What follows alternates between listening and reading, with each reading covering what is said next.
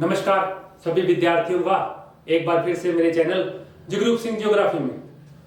आज हम कक्षा 10 और 12 के हमारे एनसीईआरटी की सीरीज के अंतिम बिंदु उद्योग या निर्माण उद्योगों पर बात करने वाले हैं, जिसमें आज हम इसको भारत के परिप्रेक्ष्य में समझेंगे।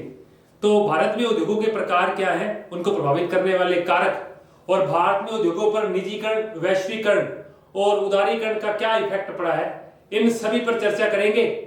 उद्योगों के जो प्रकार आपने मानव भूगोल की किताब में पढ़े हैं, उन किताबों से या उस बुक से भारत के उद्योगों के प्रकारों में कुछ थोड़ा बहुत परिवर्तन है।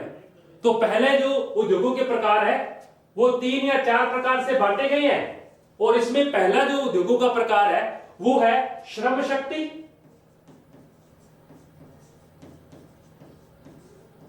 आकार और पूंजी निवेश के आधार पर, यानी कितना पैसा आप इन्वेस्ट करते हैं, उद्योग का साइज क्या है और आपके पास लेबर कितनी मात्रा में मौजूद है। अगर इन सब को देखा जाए तो उद्योग 3 प्रकार के होते हैं। इसमें एक तो मध्यम उद्योग, उसके अलावा वृहत उद्योग और लघु या कुटीर उद्योग। ये 3 प्रकार के उद्योग जो हैं श्रम शक्ति, आकार और पूंजी निवेश के आधार पर है। दूसरा, इसी वर्ग में दूसरा समूह है स्वामित्व के आधार पर उद्योग। और आपको पता है मानव भूगोल की पुस्तक में हम पढ़कर गए हैं कि स्वामित्व के आधार पर उद्योग जो हैं वो 3 प्रकार के होते हैं। एक सार्वजनिक सेक्टर के, एक निजी सेक्टर के और एक सहकारी सेक्टर के। 3 प्रकार के उद्योग स्वामित्व के आधार पर भी बांटे गए हैं। इसके बाद तीसरा जो हमारा समूह है वो है कच्चे माल के आधार पर। अब इसमें क्या है, हमने जब इसको मानव भूगोल की बुक में देखा तो वहां ये 5 प्रकार के लिखे हुए हैं। वहां लिखा हुआ है खनिज आधारित, पशु आधारित, वन आधारित, खनिज प्रवेश, पशु प्रवेश, वन आधारित। एनसीईआरटी की इस सीरीज में यहां एक प्रकार और ऐड किया है, कच्चे माल से निर्मित जो चीज है उसके आधार पर। यानी यहां एक क्लासिफिकेशन उत्पाद के आधार पर दे रखा है अलग से।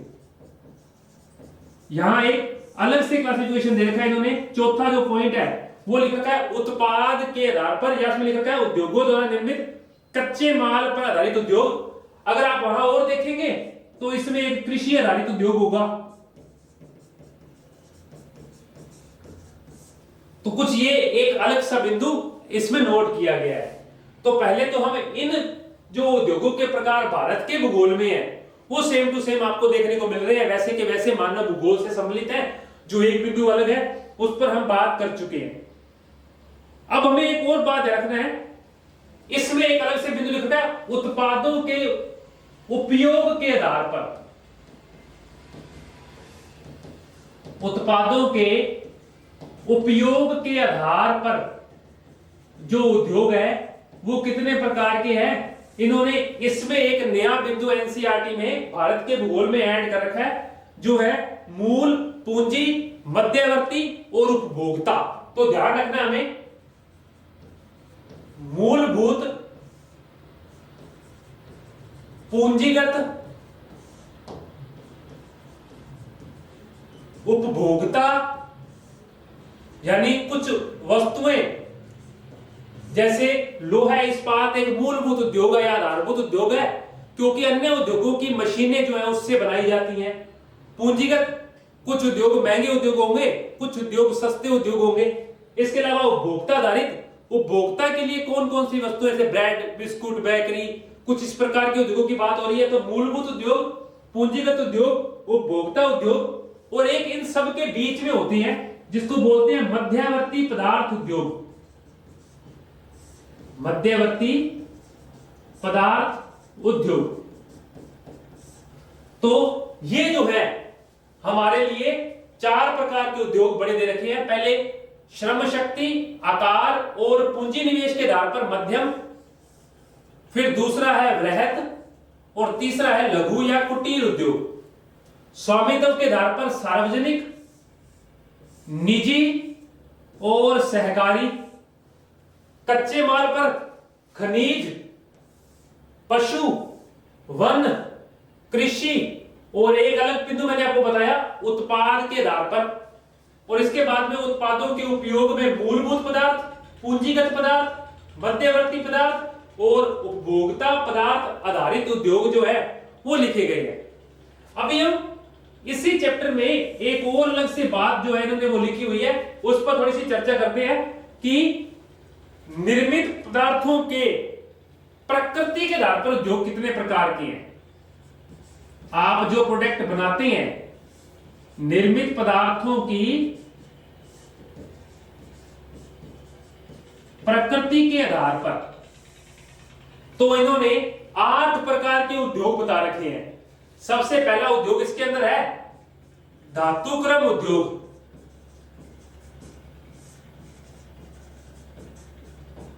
दूसरा है यांत्रिकी इंजीनियरिंग उद्योग। आज तक कोई पेपर में प्रश्न आया नहीं, परंतु फिर भी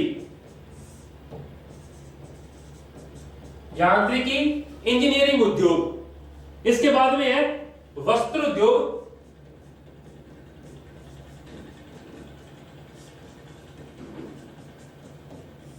फिर है रसायन संबंध उद्योग।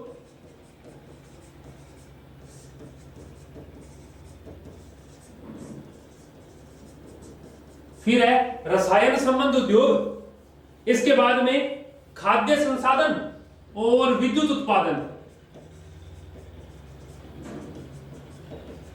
खाद्य संसाधन उद्योग। 6 नंबर है विद्युत उत्पादन उद्योग। ये एक अलग ही वर्ग जो है एनसीईआरटी में एक लिखा हुआ है। इसके बाद में 2 जो वर्तमान के महत्वपूर्ण उद्योग है। 7 नंबर में है इलेक्ट्रॉनिक उद्योग।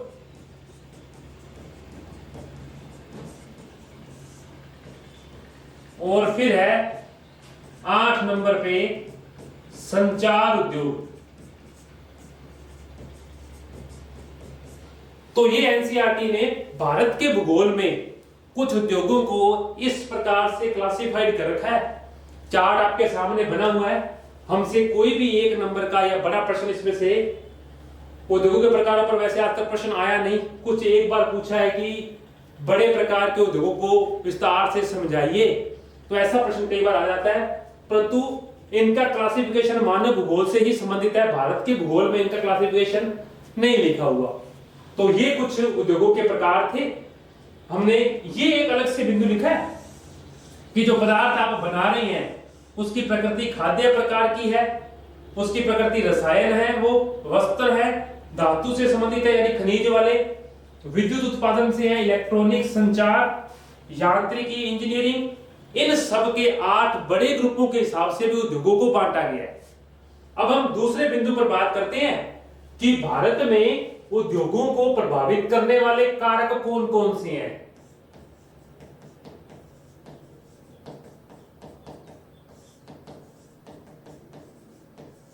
और हमने पहले भी बात की है कि उद्योगों को प्रभावित करने वाले कारक जो हैं वो सामान्य तौर पर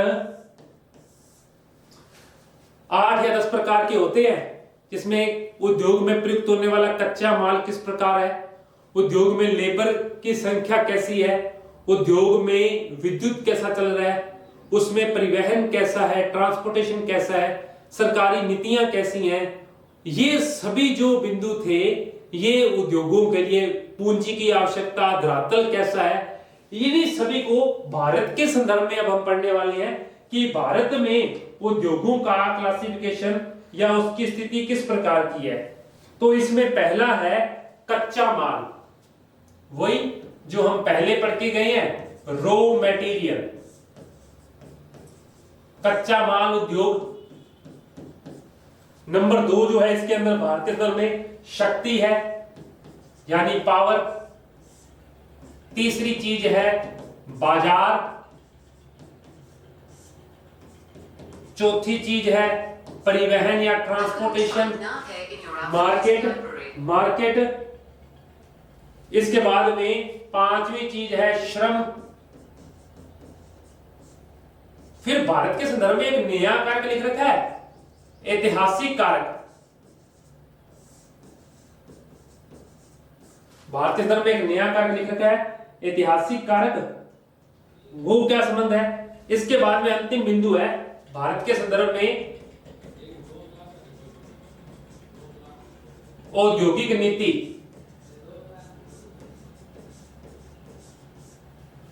ये 7 बिंदु जो हैं वो उद्योगों के संदर्भ में दे रखे हैं।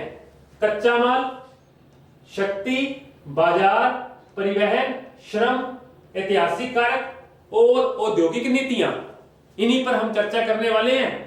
तो भारत में सामान्य तौर पर जो भार ह्रास वाले, यानी जो उद्योग उत्पादन की प्रक्रिया में अपना भार खो देते हैं, उन्हें सामान्य तौर पर कच्चे माल के पास ही लाया जाता है। सिंपल सी बात है, मान लीजिए कोई हम 100 किलो कच्चे माल का कोई उद्योग, हम 100 किलो हमने माल मंगवाया है, उसमें से उसके भार में कमी आ रही है।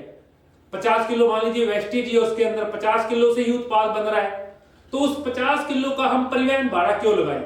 इसलिए सामान्य तौर पर उद्योग को कच्चे माल के पास ही स्थापित कर दिया जाता है, ताकि कच्चे माल जहां से निकल रहा है वही यूज किया, और 50 किलो के जो उत्पाद है उसको कहां भेज दिया?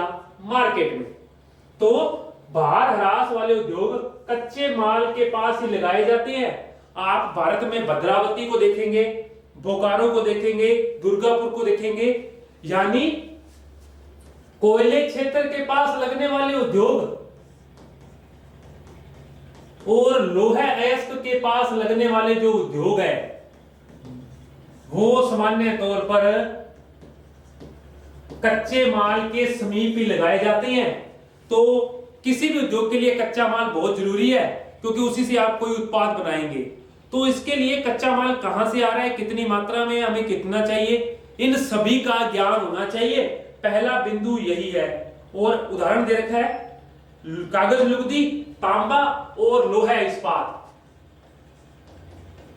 कागज व लुगदी उद्योग,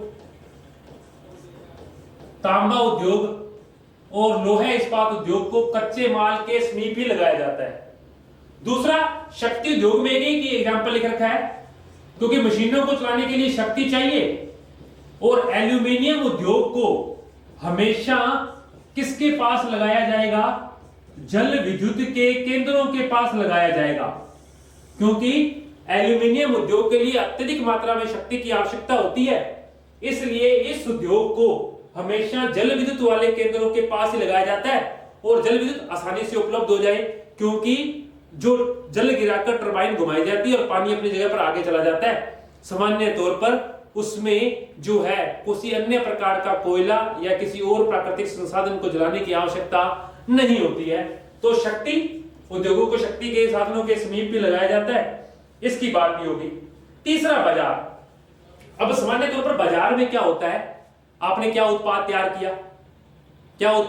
किया, वो उत्पाद मार्केट में जाएगा। तो बाजार, हर उद्योग के लिए बाजार जरूरी है।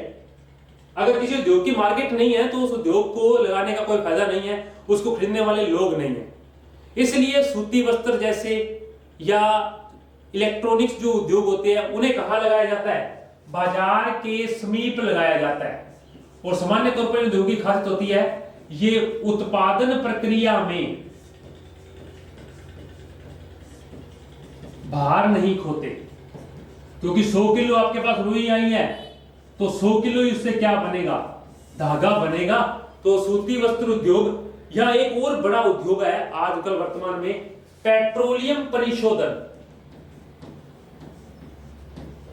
पेट्रोलियम परिशोधन जो उद्योग है, उसे आप ध्यान रखेंगे कहां लगाया जाता है? बाजार के पास ही लगाया जाता है। भारत में बिहार बरौनी की जो आप पाइपलाइन को, उसकी जो परिशोधनशाला को देखते हैं, दिल्ली के आसपास की जो परिशोधनशालाएं हैं, वहां पेट्रोलियम निकलता नहीं है।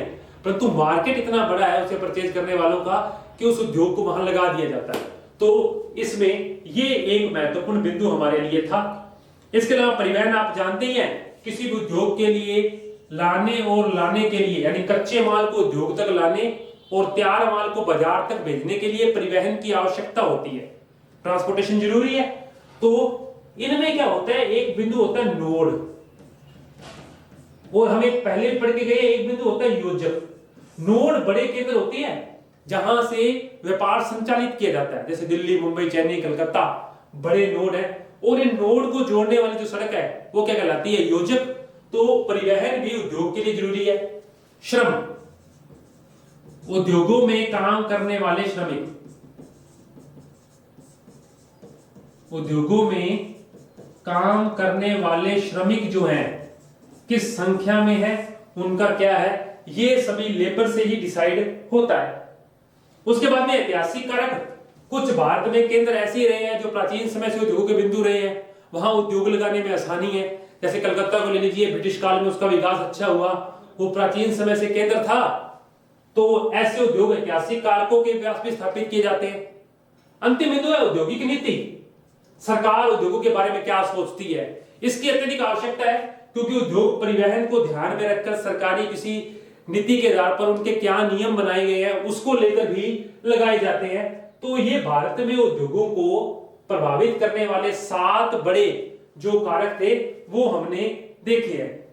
इसके बाद में आप जानेंगे औद्योगिक नीतियां जो हैं उनका जो मेन प्रोस्पेक्टिव ये रहा कि भारत में आप पंचवर्षीय योजनाओं में लोहे इस्पात के उद्योगों का विकास किया गया, चौथी में भी भिलाई को लगाया गया, नहीं तीसरी में भिलाई को लगाया गया, चौथी में बोकारो का इस्पात संयंत्र लगाया गया।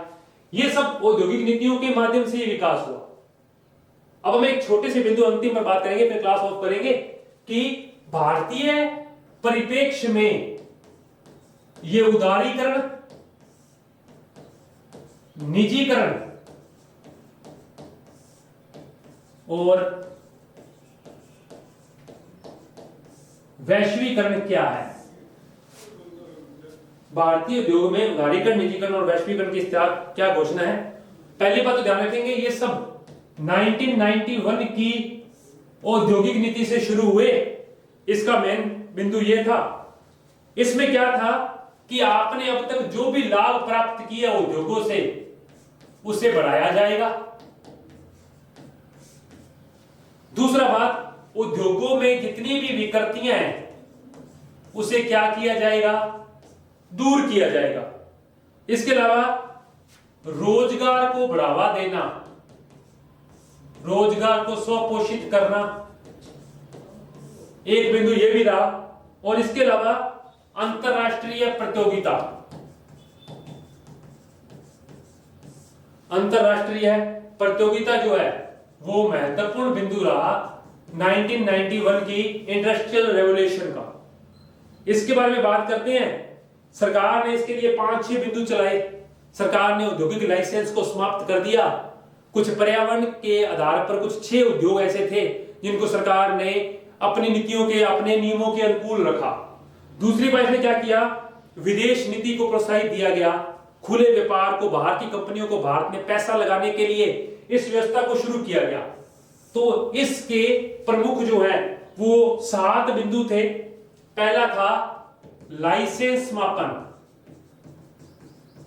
सिर्फ कुछ पर्यावरण निर्मित उद्योगों के लिए ही लाइसेंस रखा गया, बाकी सभी के लिए सरकार ने लाइसेंस को समाप्त कर दिया ताकि आप आसानी से उद्योग को प्रोत्साहित कर सके।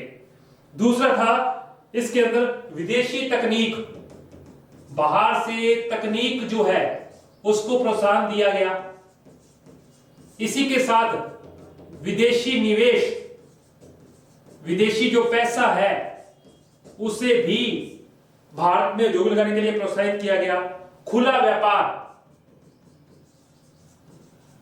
खुला व्यापार, व्यापार को फ्री किया गया, ट्रेड फ्री किया गया। पूंजी बाजार, बड़े पूंजीपतियों को पूंजी बाजार की स्थापना में भी इसका योगदान रहा। इसके अलावा एक चरणबद्ध व्यवस्था, चरणबद्ध व्यवस्था को शुरू किया गया उद्योगों के लिए, और एक था कार्यक्रम में उदारीकरण। कार्यक्रम में उदारीकरण। इसके अलावा सरकार ने इसमें एक मेन फैक्टर रखा एफडीआई, फॉरेन जो इन्वेस्टमेंट है, फॉरेन डायरेक्ट इन्वेस्टमेंट, इसको प्रोत्साहित किया कि बाहर की कंपनी अपने उद्योग यहां आके लगा सकें, भारत के लोगों को रोजगार प्राप्त हो, उनको अत्यधिक पैसा मिले, हमारे यहाँ बाजार जो है वो खुले। इस सब के निवेश को भी सरकार ने इसके अंदर जोड़े रखा।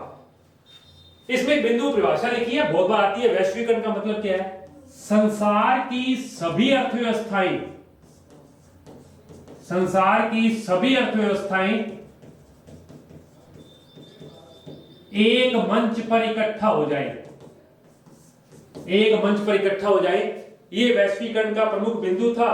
इसमें वो संसाधन, लोगों के लिए श्रम के बाजार, लेबर, सभी जो है इंटरनेशनल स्तर पर जो है वो उपलब्ध रहे। तो ये एक और छोटा सा बिंदु है। भारतीय परिप्रेक्ष्य में उदारीकरण, निजीकरण और वैश्वीकरण क्या है, भारत में उद्योगों को प्रभावित करने वाले क्या थे, और भारत में उद्योगों के क्या प्रकार थे। अगली कक्षा में भारत के प्रमुख उद्योगों पर चर्चा करेंगे, और इसके बाद में हमारा बिंदु रह जाएगा औद्योगिक प्रदेश का। तब तक के लिए धन्यवाद। चैनल को जरूर लाइक और सब्सक्राइब करें।